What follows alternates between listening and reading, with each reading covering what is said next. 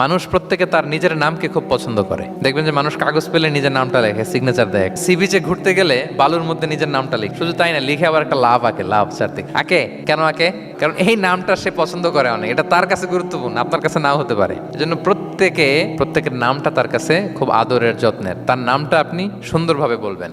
ধরেন একজনের বাবা ছিল চোর, কিন্তু তার সন্তান সে সৎ মানুষ হইতে পারে না। এখন বাবার কথা কি আপনি চোরের পোলা বলে ডাকতে পারবেন? আপনি ডাকবেন না, বলতে পারবেন না, কারণ সে তো ভালো। আমাদের সমাজে এটা আছে, দেখবেন যে বাবা মা সুন্দর নাম রেখেছে আবু বকর, ওকে ডাকে বক্কইরা। ধরেন যে আমার নাম কি মিজান, আপনার কাছে মনে হয় আরে মিজান একটা নাম হইলো, তা আমার কাছে তো এটা অনেক গুরুত্বপূর্ণ, কারণ এটা আমার পরিচয় বহন করে। কিয়ামতের দিন আপনার নাম ধরে, আপনার বাবার নাম ধরে ডাকা হবে। এজন্য রাসূল সাল্লাল্লাহু আলাইহি ওয়াসাল্লাম বলেন ফা আহসিনু আসমাক, তোমাদের নামগুলো সুন্দর রেখো, তাহলে সেই দিন ডাকবে বল্টুর ছেলে কল্টু দাঁড়াও, তখন এই কোটি কোটি মানুষের সামনে আপনি এই নাম নিয়ে দাঁড়াবেন আর লজ্জায় পড়বেন। আর যদি বলে আব্দুর রহমানের ছেলে আব্দুল্লাহ, আসো, কত সুন্দর।